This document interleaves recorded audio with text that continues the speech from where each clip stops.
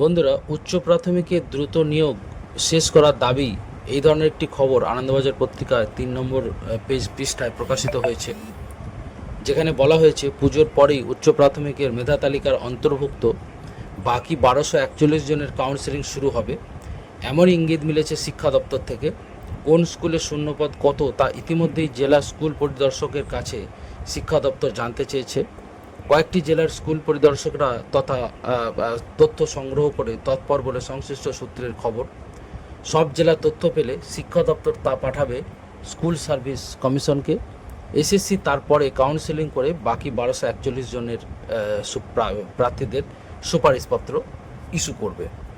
উচ্চ প্রাথমিকে চাকরি প্রার্থী সুশান্ত ঘোষ বলেন, গত 4 সেপ্টেম্বর হাইকোর্টের ডিভিশন বেঞ্চের বিচারপতি তপব্রত চক্রবর্তী এবং পার্থসারথী চট্টোপাধ্যায় নির্দেশ দেন যে 20 নভেম্বরের পরের শুনানিতে উচ্চ প্রাথমিকের মেধা তালিকা অন্তর্ভুক্ত বাকি 1241 জনের কাউন্সেলিং সংক্রান্ত তথ্য জানাতে হবে।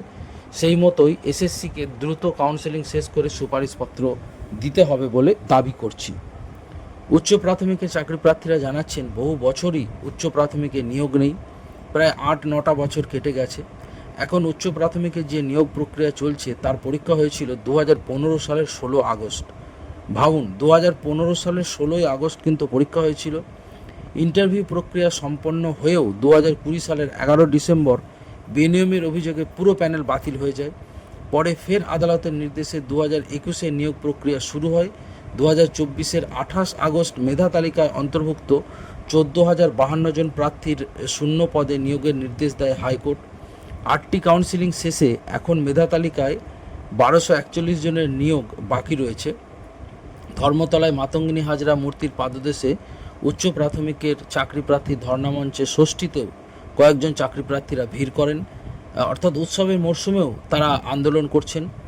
ধর্ণা, সুশান্তবাবু বলেছেন, ধর্ণা 1000 দিন পেরিয়েছে, ষষ্ঠীতে ছিল 1008তম দিন। 8টি কাউন্সেলিংয়ের পরে নিয়োগ প্রায় শেষের দিকে। মেধা তালিকায় সবার কাউন্সেলিং মিটলেই তবেই ধর্ণা উঠবে বলে তিনি জানিয়েছেন। এবং আরেকটি বিষয় আপনারা দেখুন, 2015 সালের 16ই আগস্ট পরীক্ষা হয়েছে, এটা চলছে 2025-এর, আজকে হচ্ছে 29 সেপ্টেম্বর। অর্থাৎ 10 বছরেরও বেশি পেরিয়ে গিয়েছে, এখনও কিন্তু নিয়োগ প্রক্রিয়ার প্রসেস চলছে। তো এটা অত্যন্ত দুর্ভাগ্যজনক। আমরা আশা করব স্কুল সার্ভিস কমিশন দ্রুত নিয়োগ প্রক্রিয়া যে 1241 জনের বাকি রয়েছে তাদের নিয়োগপত্র দ্রুত দিয়ে দেবে।